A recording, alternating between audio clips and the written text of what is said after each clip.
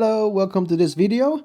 In this video, we will go through the 2019 April SAT exam section 3, question 16. So if you look at this question, you will quickly see a graph. It's a polynomial graph, and in the question, it says that it's actually a cubic function. And it says that if f of a is equal to 0, where a is a constant, what is one possible value of a? So the plan for this video is, well, of course, we're going to find what a is. And in addition, I want to go through the polynomial topic a little bit deeper so that you are more prepared for any similar questions that is not as easy as this one. Now, this question right here, it simply requires you to understand this notation. What does it mean that f of a is equal to 0? It means that for some value of a, okay, as an x value, you would get a y value of 0. What do you then think about this? When do you have a y value equal to 0? Well, that's actually a comma 0. That is the notation for x-intercept. So in this question, the question is simply asking you, hey, can you give me the x-intercepts and just tell me the x value? And I'll be very happy about it. And we will say, oh, very happy to do so because the x-intercepts are showing right here. So we can say a is equal to 2, equals to 4, and equals to 8. You just put in one of these three numbers, you get the point. Very, very simple. Now, so besides, okay, as I said earlier, the plan is to deepen your understanding of polynomials. So there are also possibilities that they may ask this question on this topic and make it a little bit more difficult. It could be a multiple choice, okay? It could be another grid-in answer. So what I want to go over here is that I want to make sure you are very comfortable with the following four terms, which is x-intercept, which is the other term is going to be the root, okay? The other term is going to be the solution, okay? And the last one is called a factor. Now, let's go over one by one right here. Let's use a different color. So x-intercept, now let me go ahead and use 4, okay? And let me go ahead and use 4 as the example here. We will say, all right, we can write out the point for x-intercept, 4, 0. Now, just so you know, it is a point. So when you express the x-intercept, you have to do parentheses 4, 0, close parentheses. You cannot just say 4 because nobody will understand that you are talking in x-intercept if you just write a number 4. If you express a point, then express it like a point. Now, what's a root?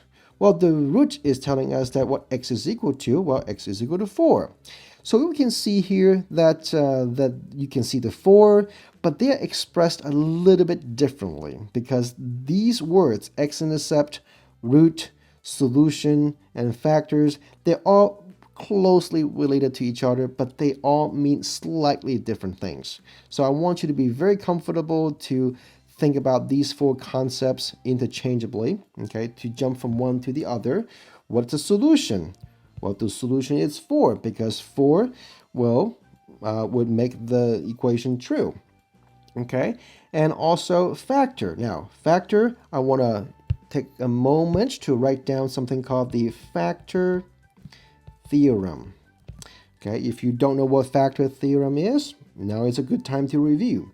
Now, Factor Theorem states this, that if x minus a is a factor, then f of a must equal to 0. Okay, so using what we had right in front of us, well, f of 4 is equal to 0, right? We confirmed that f of 4 is equal to 0. That means our factor is going to be x minus 4. Now, what is a factor, you may ask? Well, factor is just, you know, the good old concepts that you learned back in elementary school or middle school. Now, I can ask you a question, which is, what is the factor of 12, for example? And then you would say, oh, I know. The factors of 12 is just 1 and 12, 2 and 6, and 3 and 4. Okay, there are 6 factors, and you can name these 6 factors because they can all multiply to get you 12. Okay, each pair of those numbers, specific pair of numbers, they can multiply and get you 12. So that's the same idea of factor, because this cubic function can be expressed as y equals to some kind of a value which we don't know, x minus 2, x minus 4, and x minus 8. Okay, so I've seen this kind of question in other SAT exams, so I want you to be very prepared to think about a polynomial function in terms of its factors. Okay, don't just answer this question. Yes, it's great to answer this question correctly, but it's also very important that you know the deeper level of knowledge of polynomials.